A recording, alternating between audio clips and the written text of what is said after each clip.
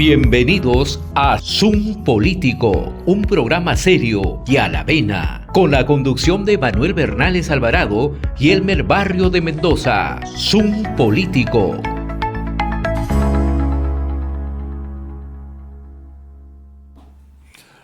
Buenas noches, esto es Zoom Político por Red de Comunicación Regional. Nos acompaña desde el principio del programa José Antonio Mansembellina, ingeniero industrial, experto en gestión de riesgos, particularmente en conflictos socioambientales en el campo petrolero y minero. Ya lo conocen, saben de su talento, así que contaremos con él en la entrevista principal, pero igual nos va a acompañar y va a opinar sobre lo que le parezca pertinente de lo que digamos acá. Tenemos a Manolo con nosotros en pantalla. Ya estamos. ¿Cómo estás, Muchas Manolo? gracias por esas ¿Cómo te palabras va? Un abrazo grande. Te paso la pelota para que nos presentes. Este es un programa que ocurre en una circunstancia muy especial. Voy a hablar muy poco, voy a preferir que la conversación con nuestro invitado central, que es José Mansembellina, destacado ingeniero petrolero con amplia experiencia de más de 30 años aquí en el Perú, en el sector público y en el sector privado, así como en el extranjero, en particular también en Colombia y en otras partes. Bien, quiero referirme ahora brevemente a algunos temas que vale la pena subrayar de la situación generada por la declaración y comunicaciones que no se habían dado a publicidad en forma suficiente del presidente Petro y las respuestas también escritas del gobierno del Perú. Empezaré por decir lo que me salta como una evidencia que es de lo más importante, y es lo siguiente. La cuestión del presidente Petro no es un asunto episódico, ha llegado para quedarse, porque tiene que ver con su lucha interna por el posicionamiento y el ganar más apoyos dentro de Colombia.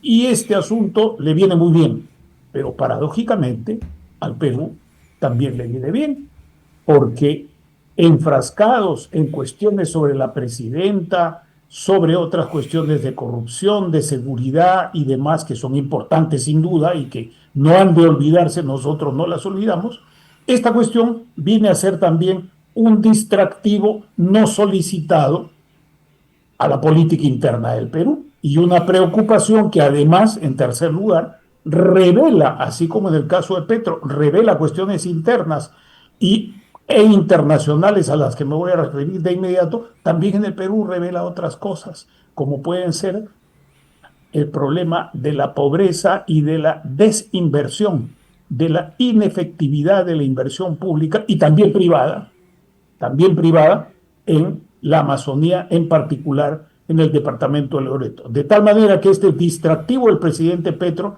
que podríamos llamar en jerga antigua una maniobra importante, una maniobra estratégica, es con el fin de cohesionarse internamente, pero también de tener puntos muy importantes en el plano internacional. Y esa distracción también opera, como he señalado, en el caso del Perú, pero en otros aspectos. Ahora bien, voy a señalar algo que no se ha dicho por ninguna persona de las que yo he consultado hasta ahora, ni nacionales ni extranjeros. Leo: Colombia será miembro del Consejo de Seguridad de la Organización de las Naciones Unidas por 2 años a partir del próximo año. El presidente Gustavo Petro, y desde su rol en ese consejo, ha señalado que Colombia buscará, escuchen bien, aportar una visión centrada en la vida, los derechos humanos, la libertad y la justicia ambiental. Y eso explica en parte su preocupación por lo que está detrás de el haberse desplazado más de 1.000 kilómetros en vez de estar en Boyacá, trasladarse hasta Leticia. Y también sabemos que próximamente hay otras reuniones internacionales, particularmente en Brasil, en el tema ambiental. Tema en el cual en el Perú, si bien se ha hecho avances, todavía estamos bastante rezagados respecto de otros. Según lo expresado por el presidente de la República de Colombia, cito textualmente, comillas, la humanidad contará con Colombia en el esfuerzo de lograr la paz mundial a partir de la libertad de todos los seres humanos en el mundo. Publicación oficial que vemos hoy día del gobierno de Colombia. Bien, Colombia tiene una guerra interna hace muchos años, es un país dividido, hay facciones que todavía, de los que fueron etiquetados como terroristas, luego para poder negociar con ellos se les clasificó como guerrilleros, se alcanzaron acuerdos de paz que están parcialmente cumplidos, aquellos tienen una participación por acuerdo de los propios colombianos y de sus gobiernos respectivos, una participación muy importante en los aparatos del Estado, y no me cabe duda que también buscarían participación en los aparatos de inteligencia y de información claves que tiene el Estado colombiano. Muy bien. Algunos de estos sectores no han abandonado las armas, el proceso de paz no está concluido ni de lejos, tanto por las derechas o por las izquierdas, y operan, esto es importante para el Perú, en zonas peruanas, y hay incluso sicarios que llegan a Iquitos, y mis colegas de Iquitos no me dejarán mentir. En segundo lugar, Colombia es un país muy importante, es el único bioceánico, lo cual le da un valor estratégico muy importante y tiene aún una asociación con la OTAN, nada menos. No es una asociación militar, es digamos una especie de entendimiento mutuo de ser amigo de la OTAN. Por otro lado, tiene un territorio muy importante, muy grande, que es de una altísima biodiversidad y tiene el mayor número de ciudades equilibradas que si lo comparamos con el Perú. Es pues un estado, es un país con mayor desarrollo relativo. Ahora bien, frente a esto nosotros tenemos el departamento de Loreto, la provincia de Mariscal Ramón Castilla, el distrito de Santa Rosa, que puede ser discutido por los colombianos, pero es una decisión que nos guste o no quiénes están en el Congreso o quién es la presidenta de la República o quién es el gobernador de Loreto, es una decisión en el cauce constitucional ejerciendo las atribuciones de todo Estado, en este caso el peruano, que es independencia, autonomía y soberanía. De tal manera que eso es un asunto absolutamente claro. Otro elemento importante que no puedo dejar para el final, sino que de una vez quiero mencionarlo, es que en estas declaraciones el presidente Petro, después de haber viajado más de 1.000 kilómetros en línea recta, desde Boyacá, teóricamente, pues de Boyacá hasta Leticia, ha señalado finalmente que se aviene, que está de acuerdo, lo mismo el gobierno peruano, en ir a un cauce diplomático ya establecido por todos los tratados y prácticas correspondientes. Esto tiene alguna dificultad, va a ser en Lima una reunión, eso es importante, pero tiene una dificultad, hasta hoy no hemos renovado relaciones diplomáticas en el nivel de embajador. Eso tiene, además, una réplica o es algo parecido a lo que ocurre con otros estados del subcontinente. Finalmente, tenemos un proceso electoral que este problema salta en medio de un proceso electoral. Colombia también lo tiene. La gran pregunta que yo me hago y que debemos hacernos, creo yo, es que si tenemos quejas y críticas bien fundamentadas, exhaustivas, de la situación interna del país e inclusive para muchos sectores, no todos, de su manejo internacional, diplomático, político. No entro al tema de Fuerzas Armadas y Policiales, que puede ser tema de otro programa, sobre lo cual no hay información pública suficiente, hay que decirlo, y estamos en manos de los que se van a elegir. Ese es el problema fundamental. Mientras que en Colombia hay una división muy fuerte, hay sin embargo poderosos elementos políticos, partidarios, economistas, tecnocráticos, que están, digamos, en los dos frentes internos, en los dos campos internos, con algún sector de independientes o entre unos y otros. Pero aquí en el Perú tenemos un problema gravísimo de corrupción en todos los niveles, 3 niveles de gobierno, 3 poderes del Estado, y basta ver la lista de candidatos y de alianzas y de lo que sigue ocurriendo para tener que preocuparnos mucho por estar muy conscientes de esta situación. Espero que esta sea una circunstancia en la que, me decía un amigo, no hay Petro que por bien no venga.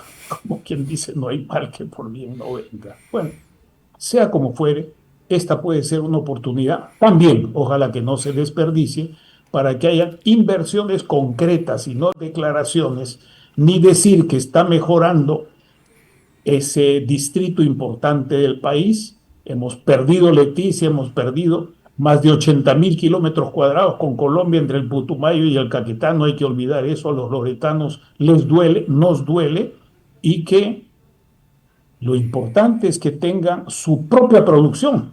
Yo he visto una imagen, y aquí termino, en la cual han puesto a la gente que se presenta como que están proyectándose hacia el futuro, hacia una mejor calidad de vida, todos con unos saquitos o unos chalecos oficiales. Eso no es así. Y sabemos, todos sabemos, que detrás de eso hay una pobreza muy aguda y que se necesita hacer más que propaganda, inversiones concretas en materia de producción, de transporte, de salud y otras que están pendientes. No obstante, que ese departamento ha tenido durante muchos años recursos importantes generados por la actividad petrolera, podría tenerlos nuevamente, y tiene recursos que se transfieren del Tesoro Público. En síntesis, es una circunstancia delicada. Tenemos que dejar de lado las alaracas sobre el tema, porque ya existe un cauce no bélico, que hay un avión por ahí, se hacen los reclamos correspondientes, pero no hay un proceso orientado a una guerra como algunos están escribiendo, comentando y haciendo especulaciones.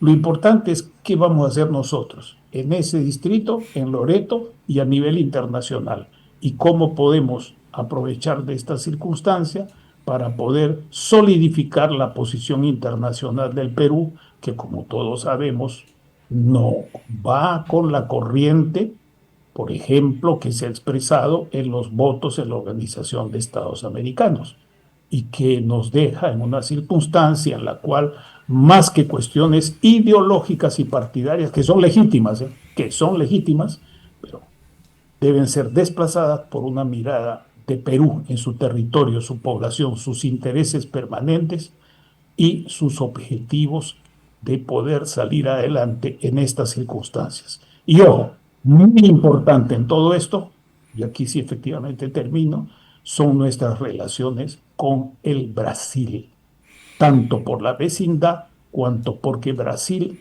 no por gusto ha sido sede de acuerdos, de protocolos, de acuerdos con Colombia, con Ecuador, en materia ambiental, en materia amazónica, y vuelve a hacerlo en materia ambiental amazónica y también en su proyección con los BRICS, de los cuales Colombia, su presidente, no está alejado. Muchas gracias. Muy bien, Manolo, ha sido un placer. Creo que tu intervención ha provocado interés en un comentario de Pepe Mansen, así que le cedo la palabra para que nos cuente su opinión. Bueno, sí. Hola, Manolo. Bueno, realmente has tocado un tema muy importante, que es el tema social. ¿Qué pasó con Santa Rosa? ¿Qué pasó con el distrito de Santa Rosa? Se ha creado un distrito con muchos bombos y platillos en el Congreso, pero ¿qué cosa es Santa Rosa? No tiene escuelas, no tiene hospitales de calidad, no tiene profesores, no tiene nada. El Perú lo olvidó. Loreto lo olvidó. Tú has tocado un tema muy importante, el gobierno y la región los olvidaron. Y salió un poblador a reclamarle al premier. Y eso no es una cosa circunstancial.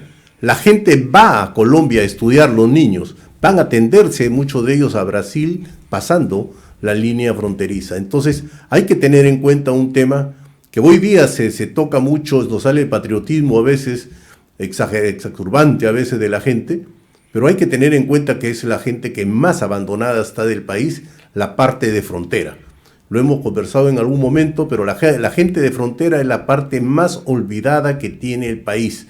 Nos hemos centrado en Lima y nos hemos olvidado de la parte que son lo que no está Lima. Lima no es el Perú es todo y es la parte más olvidada. Y yo creo que eso es un reclamo justo, que tengamos que voltear nuevamente nuestras miradas a ver qué cosa es lo que nos pasa en las fronteras. Eso quería acotar de lo que tú habías tocado muy tangencialmente, para decir que tenemos que trabajar mucho, y las políticas públicas son una de las cosas que más fracasan. Conversábamos en algunas oportunidades sobre qué cosa eran las políticas públicas, y ese es uno de los grandes defectos. No existe nada que esté relacionado con nuestras fronteras.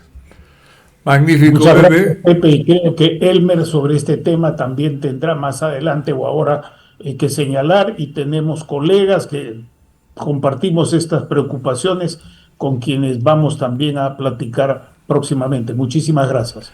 Magnífico. Vamos a nuestra primera pausa en el programa, por favor. Estamos presentando Zoom Político.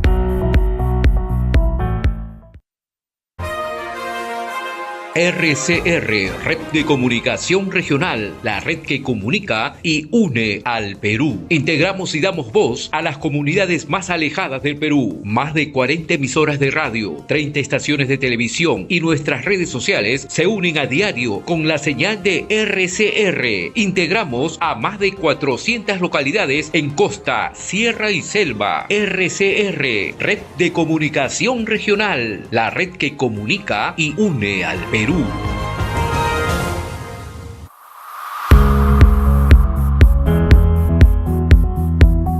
Todos los viernes a las 8 de la noche, Zoom Político, una mirada con el análisis de la coyuntura política de nuestro país, con la conducción de Manuel Bernales Alvarado y Elmer Barrio de Mendoza. Estaremos todos los viernes a las 8 de la noche. Elmer Barrio de Mendoza y yo, Manuel Bernales, enfocando temas claves del pasado reciente, del presente y del futuro del país. Un programa serio y a la vena, sin tapujos. Vamos a tener 3 ejes fundamentales en nuestro programa. El primero ha de ser el de la ciudadanía y la no discriminación, que los peruanos nos aprendamos a reconocer iguales entre nosotros. El segundo eje va a ser el del reconocimiento de todos los talentos que existen en el país y en su población, porque no necesariamente los talentos tienen que ser formales para incorporarse al capital humano de nuestro país. Y el tercer eje, el análisis de la gestión pública, el análisis de la política sectorial principalmente, sustentado en casos de éxito en medio de una actividad que lamentablemente hoy día está muy desprestigiada en nuestro país y que nosotros queremos contribuir a que se convierta en una gestión exitosa.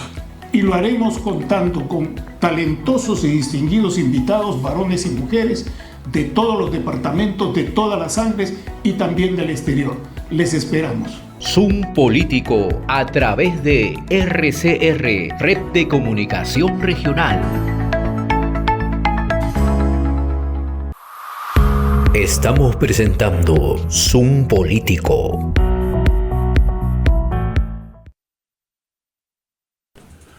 Muy bien, volvemos a este programa y ahora vamos a entrar a un tema casi telegráfico, porque este tema de Gustavo Petro, de Santa Rosa, de Leticia, ha cambiado la agenda y nos ha enfrentado a un tema que bien han remarcado Manolo y Pepe. Tiene que ver con un asunto geopolítico fundamental, que es la política de fronteras en el país.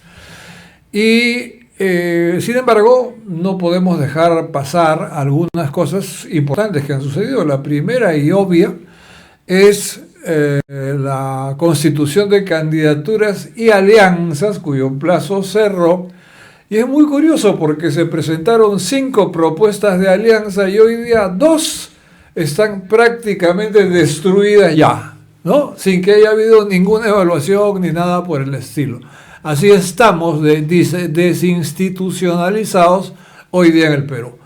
Hablando de desinstitucionalización, resulta ser que hemos llegado a un momento increíble en que la señora fiscal de la Nación no solamente ha sido cuestionada por la Junta Nacional de Justicia, no solamente por el Congreso de la República, no solamente por la Corte Suprema de la República a través de una sala presidida nada menos que por el juez César San Martín, sino también por la propia Junta de Fiscales, que ha exhortado a la fiscal de la Nación a que acate pues la resolución de la Junta Nacional de Justicia que le pide que reponga a Patricia Benavides. Uno puede estar de acuerdo o no con los fallos, las resoluciones, las sentencias.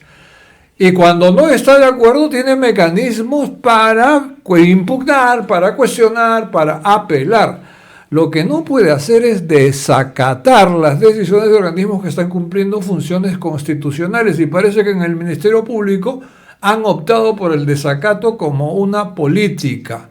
Los fiscales supremos distintos de la fiscal de la Nación han comenzado a curarse en salud y han tomado distancia. ¿Qué estará pasando con la fiscal de la Nación, que ha decidido enfrentarse a todo el mundo, y los riesgos que esto supone para ella no son pocos? Incluyen la posibilidad de acciones penales y de resultados carcelarios. Pero en fin, esto es un hecho de la circunstancia.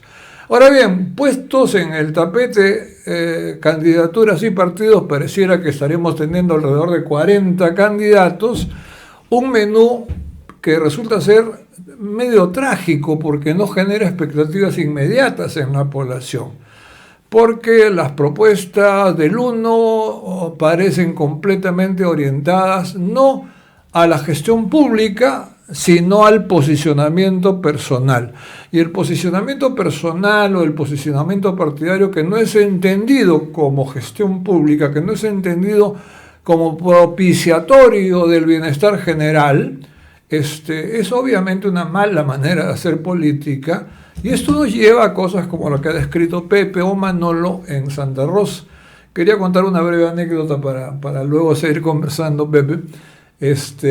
Todos, o no todos, sabemos que Leticia, la ciudad colombiana, que fue cedida a Colombia en un proceso extrañísimo donde intervinieron no solo Colombia, sino Estados Unidos, el Reino Unido, y que aparentemente tiene que ver con una compensación a Colombia por haberle quitado Panamá para efectos de que se construya el canal de Panamá, fue fundada por un peruano, Manuel Charón.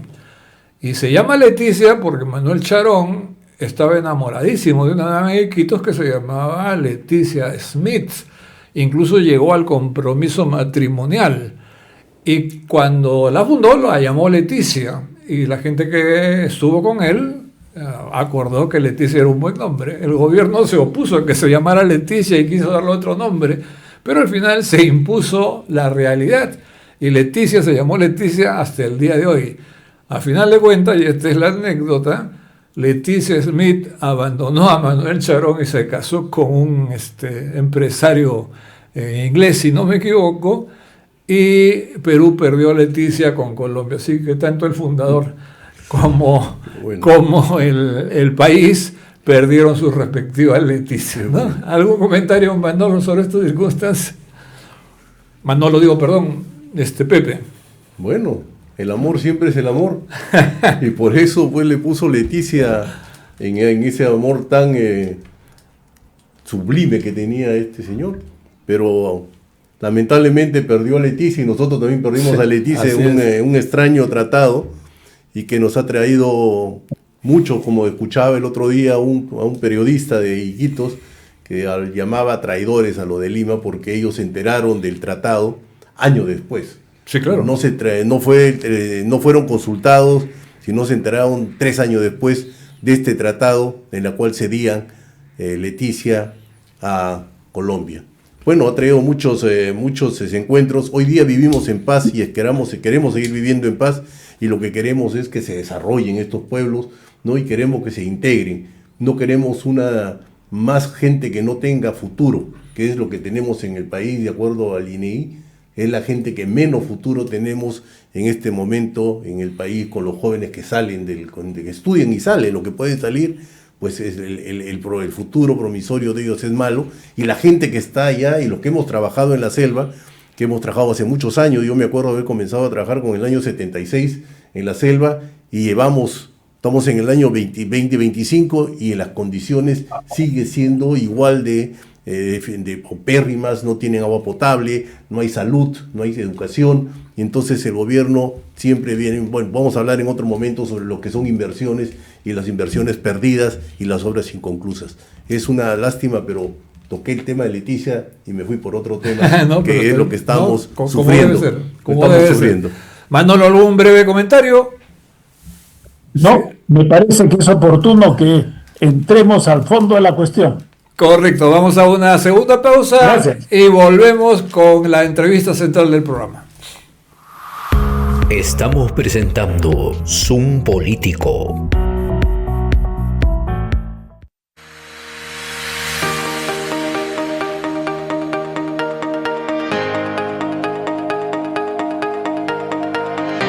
Bienvenidos al programa Geopolítica mediante la Red de Comunicación Regional para el Perú y el Mundo. La geopolítica, estimados amigos, es una disciplina que se nutre de otras. Su foco central es el poder de los estados, incluyendo su población, su territorio, su economía, su cultura y asimismo los aspectos de seguridad, fuerzas armadas y relaciones internacionales. Bienvenidos.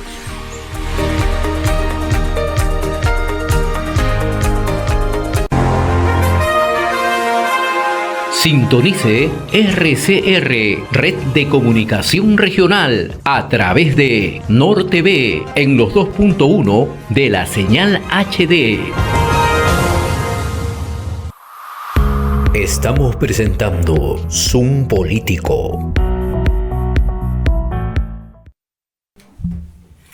Muy bien, ahora estamos con nuestro invitado central, José Antonio Mancembellina, ingeniero industrial, entiendo, experto en temas petroleros y mineros, experto en gestión de conflictos sociales, docente en materia también a nivel de grado y de posgrado, y un experto en este asunto.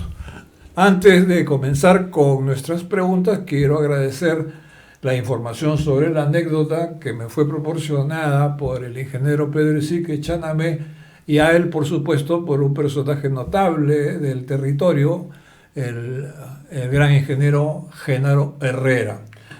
Muy bien. Dicho esto, hay un asunto que me tiene preocupadísimo, porque nos hemos olvidado casi completamente del mensaje presidencial a la luz de estos acontecimientos. Pero entre muchas otras cosas, la presidenta de la República dijo que se había habido unos hallazgos extraordinarios, dijo, creo que literalmente, en el litoral de Lambayeque y La Libertad. Correcto. En una aparente discurso triunfalista respecto de que ya estábamos en la ruta, pues, de ser países productores de petróleo del mayor rango. La pregunta para José Mansen es, ¿esto es así de cierto? Bueno, el lote 7, Z61, Z62 y Z63 están justo frente al departamento de La Libertad y parte de Lambayeque. Son unos lotes que no vienen de ahora, que recién han sido explotados. Esto viene siendo explotado desde el año 2011, un poco antes de 2011. Se hicieron dos perforaciones, no se encontró nada comercial y han seguido haciendo estudios. Ahora la empresa Anarco ha entrado a trabajar en esa zona y ha tomado todas las partes de lo que había, de los trabajos que han habido hechos, de los estudios que se han hecho, porque normalmente las empresas, después que terminan de hacer sus estudios de exploración y prospección y de perforación, dejan toda esa información a Perupetro. Esa es la información que tenía Anadarko, ¿no? Que es la empresa que ha quedado con ellos, con todo los temas de lo que tiene Perupetro, los ha trabajado Anadarko, ha hecho todo un sistema, ¿no? Por ejemplo, la sísmica 2D fue hecha entre el 1973 y el 2011. 73, ya estamos hablando del siglo pasado. Y la sísmica 3D que se hizo en la sísmica 2D adquirida fue de casi 21.000 kilómetros cuadrados. Y en el caso de kilómetros lineales, perdón. Y en el caso de la 3D, sí han sido 7.000 kilómetros cuadrados. Sísmica 3D es una sísmica mucho más rica, mucho más técnica para poder encontrar tipo de reservorios. Y esto fue hecho en el 2008 al 2013. Posteriormente se ha hecho un reprocesamiento, o sea, toda esa información que te queda tomado ANARCO lo ha reprocesado, ¿no? Y esto ha encontrado algunas condiciones favorables de que puede haber recursos prospectivos, se llaman.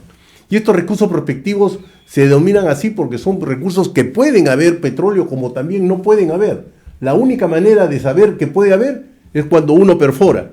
Si uno no perfora, no hay manera. Entonces, lógicamente, cuando se habla puede que hay 3.000 a 4.000 millones de barriles de petróleo abajo. Claro, se dice que hay muchos miles de petróleo, pero hasta que uno no perfora, no se sabe qué hay. Entonces, es muy triunfalista decir que ya tenemos petróleo y somos ricos. Eso no es así, ¿no? La única manera para validar esto es perforando. Y eso, recién en septiembre de este año, el 25, va a haber ya una declaración de ANARCO, qué es lo que tiene, qué es lo que consiguió y qué es lo que va a hacer. Si vale la pena continuar o no vale la pena continuar con su trabajo y proyecto que es. Eso es lo que es la realidad del lote que Z1, Z61, Z62 y Z63. Esa es la realidad. No es que se ha encontrado petróleo, o sea, es todavía una esperanza, y lógicamente tenemos que tener la misma esperanza, siempre optimista, de encontrar petróleo. Sería una maravilla poder tener un petróleo que está tan cerca en la costa, que está alrededor de 500, poco de unos 80 kilómetros fuera, mar afuera, ¿no? Y es una posibilidad que tenemos de encontrar petróleo en esta zona. Esto no tiene nada que ver con la parte norte, que después lo tocaremos con tu anuencia. Muy bien, el resumen es claro, lo has dicho muy nítido al final, muy para cualquier buen entendedor. Es decir, hay estudios prospectivos que no son de poco tiempo, que al final concluyen en que es posible que haya petróleo. Correcto. Y que una vez que se perfore se podrá saber si hay, cuánto hay, cuál es la estimación y si efectivamente estamos para hacer anuncios triunfalistas. O sea, la presidenta nos regaló 5 páginas de ilusión. Sí, realmente ahora, el tema es que ahora se dice, oye, pero está viniendo Chevron, que es la tercera empresa más grande del mundo. Y si está viniendo Chevron es porque hay algo. Entonces, esa es la esperanza de lo que creemos, que si Chevron se ha interesado con ir con ANARCO, porque ANARCO es el que tenía el 100%, la mayor cantidad de acciones, y le está cediendo 35% a ANARCO, le está cediendo a Chevron, y se queda Westlaw, se queda con el otro 30%, es porque se supone que hay algo fuerte, hay algo que hay que invertir, porque lo que hay que invertir en los próximos meses son $100 millones para hacer una perforación. Y eso lo va a poner Chevron. Bueno, lo pone en gran parte, digamos. Lo ponen, digamos, los socios. Ahora, normalmente las empresas petroleras no van solas. O sea, las empresas petroleras normalmente tratan de que la inversión sea dividida para que las pérdidas sean divididas. O sea, si la ganancia es dividida, ganamos todos, y si es pérdida, perdemos todos. Pero no es que una empresa se lance solo a hacer ellos su trabajo. Normalmente las empresas medianas buscan socios porque hay que hacer inversiones para poder no perder, sino tratar de ganar todos. Dicho de otro modo, Chevron, la presencia de Chevron da un cierto nivel de mayor garantía de que efectivamente esa prospección se pueda traducir, al menos en parte, en realidad. Exactamente, de eso se trata. Y eso, por eso, tal vez el triunfalismo de aquellas personas que dicen, oye, ha venido Chevron, entonces seguramente que hay petróleo, eso no nos asegura que hay petróleo, simplemente es un buen indicio que una empresa tan grande como Chevron, que no vienen al Perú, ni Chevron, ni BP, ni Total, ni empresas tan grandes estén ahora interesados en entrar a nuestro país. Esto es lo que hemos querido hablar del Z1, Z61, Z62 y Z63. Seguimos más al norte con tu venia y nos vamos al norte, nos vamos a Tumbes. donde se habla pues que tenemos un hallazgo gigantesco, ¿no? También, lo que se tiene allá con una empresa que es Condor Energy y Jaguar Exploration, la primera es australiana, la segunda es americana, lo que tienen es un contrato con Perupetro que se llama un convenio de evaluación técnica, un CET, o también se le llama, ¿no?, un acuerdo de evaluación técnica, un TEC, un TEA. Entonces son mecanismos con los cuales Perupetro entrega toda esta información que te comentaba hace un momento, que es lo que ha tenido también Anarco. Toda esta información se la han entregado sin ningún costo, ¿no? Y las empresas toman esto de acá y dicen, dame tu información, yo la voy a estudiar. No tienen obligación. No hay obligaciones, simplemente voy a estudiar. Entonces le entregan todo, hacen un convenio de confidencialidad, hacen un convenio, una serie de cláusulas con esta información. ¿Qué pasa si después, ellos lo firmaron en el 23, creo, sí, el 10 de agosto del año 23, ellos firmaron este contrato, con este convenio con Perupetro, y tenían 2 años. De estos 2 años, ellos han visto, después de haber estudiado todo lo que hay en esta zona, ¿no?, que han encontrado 5 campos muy interesantes, ¿no?, que son los campos de bonito, caballa, raya, salmón y tiburón, que son muy interesantes para los temas petroleros, y también han encontrado una zona más interesante aún, que se llama Piedra Redonda para gas natural. Entonces ellos han visto que hay un potencial de poder seguir trabajando en esta zona, ¿no?, y se lo ha hecho saber a Perupetro. Ya han firmado una nueva extensión de 1 año, lo acaban recién de firmar el 24 de julio de este año, una prórroga de 1 año. ¿Para qué? Para seguir haciendo estudios, porque ellos ya han avanzado mucho con los estudios que tienen, que también son estudios hechos por anteriores empresas que han trabajado en la zona, ¿no? Y esto es lo que están haciendo, están trabajando, y esto es lo que es el otro potencial que tendríamos en el norte, y de ser cierto, podríamos pues tener más petróleo y más gas. Ahora, ¿cuál es la proyección de ellos? Ellos tienen la primera opción para seguir trabajando ya en la parte de exploración, ¿no? O sea, ya un trato directo con Perupetro, salvo que Perupetro diga, no señores, quiero ir a una licitación pública internacional, entonces cambiaría la cosa. Pero los acuerdos normalmente con este tipo de convenios es que la primera opción lo tenga la empresa que ha hecho el trabajo y pueda entrar a hacer la exploración. Eso es lo que tenemos en la parte norte de Tumbes, y la parte esta que hablábamos de que está entre Lambayeque y La Libertad, que son las 2 mejores posibilidades de tener petróleo en el futuro. O sea, en una línea de tiempo proyectada, los estudios de La Libertad, del litoral de Lambayeque y La Libertad, estarían el próximo año en mejor situación, digamos. Sí. Se podría ya saber con un grado de certidumbre que existe petróleo. Bueno, ahora en septiembre debe dar los resultados a Anadarko de qué cosa es lo que hay y si van para el próximo año a perforar. Y si hay que perforar, el próximo año, fines de año, debemos tener ya un resultado. Y en el caso de Tumbes... En el caso de Tumbes es mucho más largo todavía, porque hay recién que comenzar, porque hay que comenzar recién a hacer los estudios, el EIA, los estudios ambientales, los asuntos sociales, que ya Anadarko ya lo hizo en La Libertad, ya ha hecho los talleres, está haciendo también el estudio de impacto ambiental, está haciendo todos los requisitos tanto de tanta permisología que tenemos en el país, que es lo que más lo que más abundante tenemos. Ellos ya lo han hecho en el caso de Anadarko, avanzado. En el caso de Norte todavía recién comenzarían a hacer cuando ellos decidan que van, después de 1 año, supongo que ya dicen de que ellos ya estarían listos para decir si van o no van. Correcto. Entonces estamos hablando de buenas expectativas. Sí, estamos hablando de que hay que cruzar un poco los dedos, básicamente. Por supuesto, yo creo que es viable el asunto de poder encontrar este tema de encontrar petróleo, ¿sí? ¿No? Que nos viene como anillo al dedo, que no teníamos hace mucho tiempo, porque pues prácticamente la industria de hidrocarburos ya venía menos, ¿no? Lo que es selva está abandonada, lo que es el norte prácticamente no ha habido mayor avance, en el norte de Talara y toda esta parte no hay mayores descubrimientos. Ahora vemos que la viceministra de Hidrocarburos nos está llevando al tema de buscar gas en la parte del Candamo, ¿no?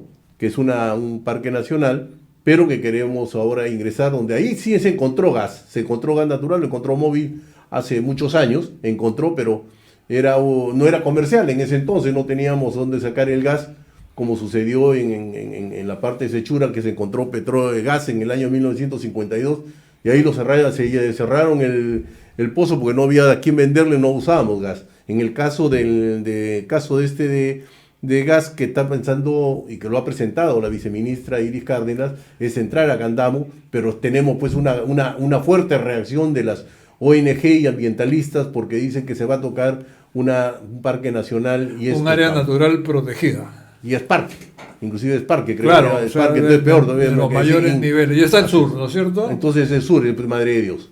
Entonces, que eso sería la parte de que tendríamos que entrar porque el gas se nos está acabando. No hemos tenido mayores, ninguna empresa ha hecho otro descubrimiento de gas, ni se ha hecho mayores exploraciones de gas. Y ya se nos está acabando el gas, ya hemos ya exportado 2.7 teras y para el 2030 se estima que se va a exportar 4 teras de las que se encontró. O sea, que de ahí, ¿qué pasó? ¿Qué va a pasar con el resto del país que nos quedamos sin gas? Correcto. Esto demuestra que carecemos de una política energética pública. Nos quedamos en ideas, nos quedamos en buenas formas, pero no hemos hecho nada, no hemos estimulado que vengan empresas a invertir. Tenemos 18 cuencas. De las 18 cuencas solamente se explotan 3 o 4. ¿Y el resto? Nos hemos quedado con las cuencas. Bueno, la cuenca de Salaverry que está ahora, la cuenca del norte. Estamos recién buscando, pero las cuencas en onshore, o sea, en tierra, están totalmente abandonadas. Toda la parte de Ucayali, San Martín, todas estas zonas que hay posibilidades de tener petróleo y descubrir, ninguna empresa grande, seria, ha venido a querer.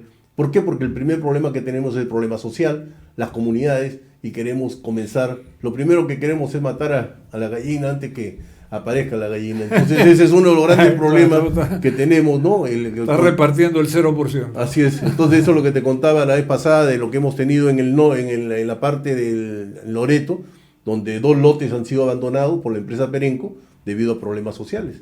Han tenido que parar y prácticamente lo acaban de entrar a un arbitraje en Nueva York, ¿no? Con Perú Petro, debido a que no se puede trabajar, que se ha invertido dinero y ellos quieren recuperar su dinero. Entonces le han planteado a Perú Petro un arbitraje en Nueva York. Entonces, fíjate, estamos uno más de lo que vamos a tener y somos campeones nosotros que no ganamos uno. Bueno, valdría la pena que los candidatos escucharan estas cosas, porque de lo que se trata es de gobernar, ¿no es cierto? Y no hay manera de gobernar si no hay políticas sectoriales, pues. ¿No? Tiene que haber una visión país, un proyecto nacional, pero sin políticas sectoriales es imposible. ¿Sabes cuál es la ley? Es de 1993, nuestra ley de hidrocarburos. No es que sea mala la ley, sino que tiene que actualizarse. Claro. Los reglamentos que tenemos tenemos del año 93 y 94. Los reglamentos en cualquier país civilizado, cada 4 años se renuevan, sí, se actualizan, ese es el famoso upgrade. O sea, se actualizan. No es que vamos a hacer una nueva ley, ya las leyes ya tenemos bastante y suficiente con los del Congreso. Necesitamos hacer un upgrade, o sea, necesitamos mejorar las normas. Las normas se mejoran porque las condiciones mejoran. Cuando teníamos en el año 93 no teníamos internet. Sí, pues. Entonces tenemos que pensar en que las cosas cambiaron. Entonces eso es lo que sucede con las normas tenemos que actualizar. Eso será un tema que lo vamos a conversar seguramente contigo. Sin duda hay cancha en abundancia. Encantado de conversar el tema. Perdona que te moleste, pero te quisiera agregar un tema, porque, bueno, aparte que tiene que ver con Perú Petro en general, o Petro Perú, quiero decir, con las clasificadoras de riesgos y la condición en que se encuentra, sobre todo Petro Perú, ha salido un warning, una advertencia de Moody's respecto del país. Así es. Y respecto del país por la presencia de la minería ilegal en toda la estructura política del país. ¿Esto es terrible o me equivoco, solamente me suena mal? Bueno, todas las instituciones, pues es lo que dice claramente la clasificadora de Moody, es que todas las instituciones están venidas a menos, ¿no? Prácticamente el Congreso, tenemos a unos defensores y lo sabemos, ¿no?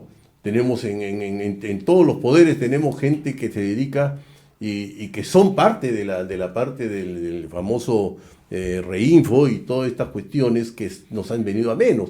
Fíjate que han retirado, no sé si el día domingo se decidió la policía retirar a todo el personal de las que habían enviado para hacer todo el control de la parte de minería ilegal, porque el señor Becker, que es de Confimín, decidió de que si seguían habiendo interdicciones, se retiraban de la mesa. Y se retiraron de la mesa. ¿Y qué cosa ha hecho el gobierno? El gobierno agarró y retiró y dijo, bueno, ok, no hay interdicciones. Entonces, pero a los 2 días, al día 5, han vuelto a decir, no, que van a regresar. Pero, o sea, te das cuenta que es una situación de que si quieren y no quieren, pero le tienen miedo a los informales, y entonces los informales se sienten empoderados de decir, yo cuando quiero pongo la mano y cuando quiero aprieto el acelerador. Y eso es lo que tenemos ahora. Simple y llanamente no sabemos que si se van a sentar o no nuevamente en la mesa, no lo sabemos. No sabemos si ellos van a querer regresar a la mesa, pero por lo tanto ya le dijeron, ha aclarado un poco este señor del Confimín, ha dicho, no, lo que estaba hablando es de los... ya se quedó con Becker. Claro, Becker, no, lo de los mineros artesanos no los toquen. Entonces, ¿cómo puede saber quiénes son informales, ilegales? O sea, ¿cómo puede saber la policía? Ancestrales, que no, bueno, en fin, ese es un tema que ha sacado una calificación que no se sabe de dónde. Sí, pero el tema viene por ahí.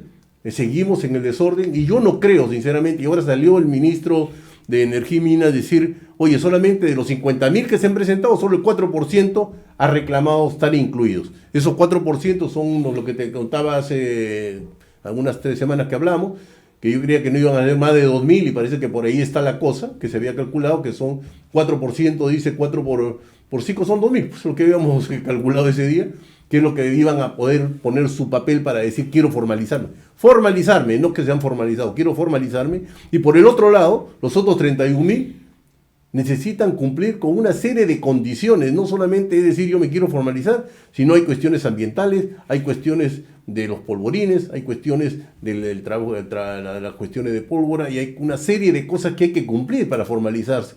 Entonces yo digo, si estos señores han vivido así, en la informalidad, ¿qué van a ganar formalizándose?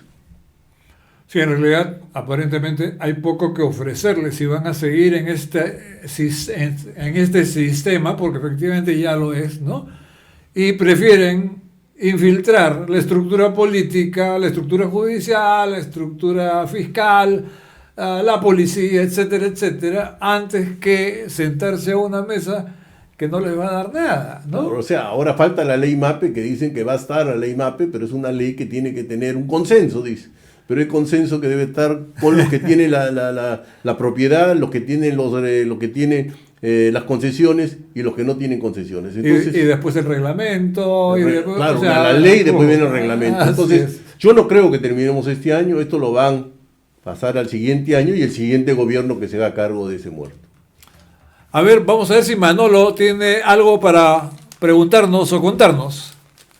Hola, Manolo. Solamente un pequeño comentario a raíz de esto último para no ir hacia atrás. Nos estamos refiriendo, José se está refiriendo al tema, que Roger Grandes y otros amigos del Instituto de Desarrollo Socioeconómico y Prospectiva Amazónica le llama economía subterránea, caracterizándola con la ilegalidad y con la delincuencia. En realidad, sí se puede decir que es subterránea, pero eso es una forma de expresarse nada más.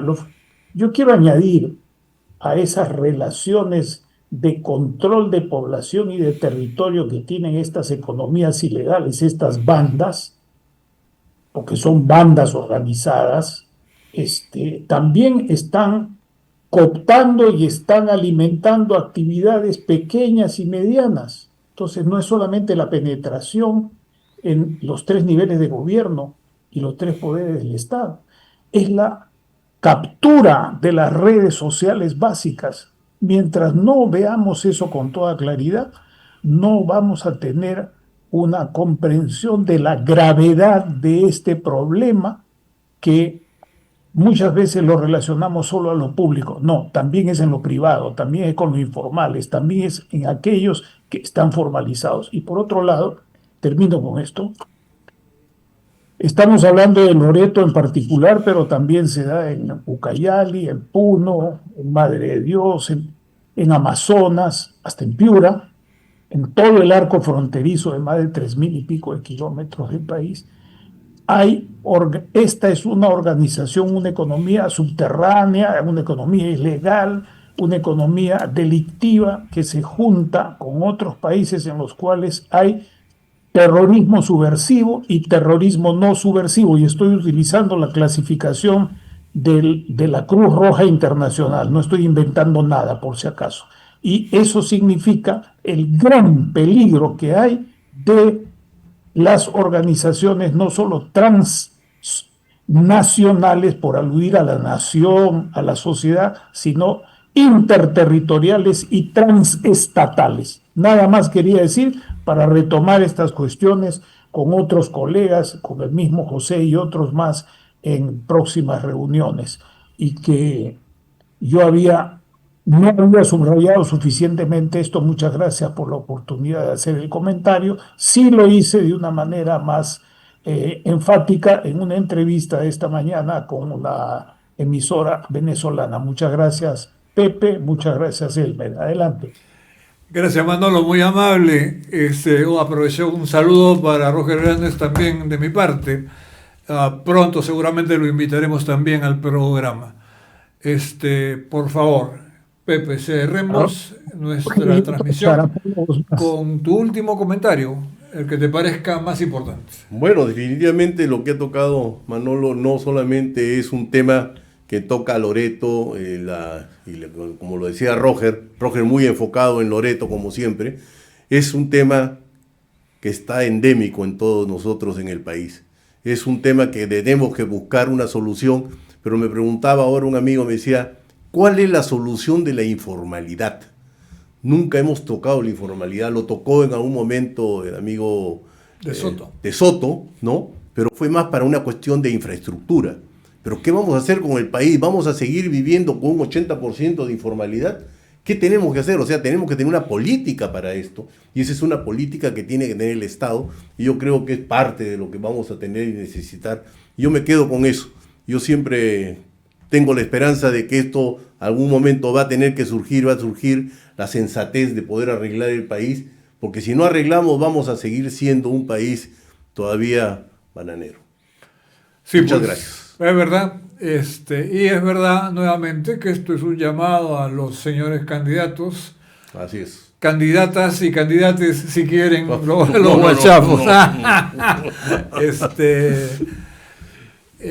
Porque en verdad estos son los temas que tienen que conocer, o por lo menos mostrar a sus respectivos equipos de gobierno.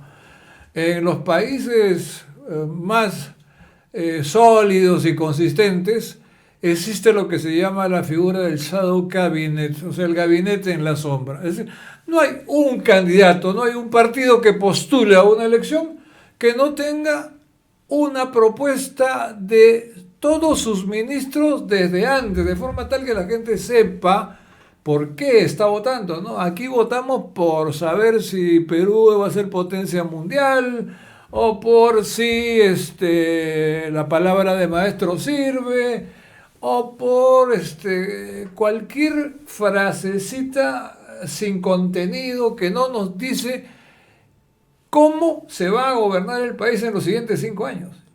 Ese es el problema. Ese es el problema, porque vamos a ver si llegamos a los próximos 5 años, dependiendo con 40 candidatos, vamos a tener que votar entre los dos que lleguen a 8 o 10%, y entre esos dos vamos a buscar un presidente con un totalmente debilitado y con un Congreso totalmente polarizado. Bueno, así se ven las cosas. Así se ve, señor. Esperemos que nos equivoquemos. Bien, muchas gracias por su compañía. Muchas gracias a Pepe Mansen por su talento. Muchas gracias a Manolo, que demora en recuperarse, pero que creo que ya está muy próximo a volver a sentarse acá, y de repente yo a sentarme en el Zoom, que ya me vendría bastante bien. Ha sido un verdadero placer y nos vemos el próximo viernes en Zoom Político por las ondas de Red de Comunicación Regional RCR. Hasta el próximo programa. Esto fue Zoom Político con Manuel Bernales Alvarado y Elmer Barrio de Mendoza. Zoom Político.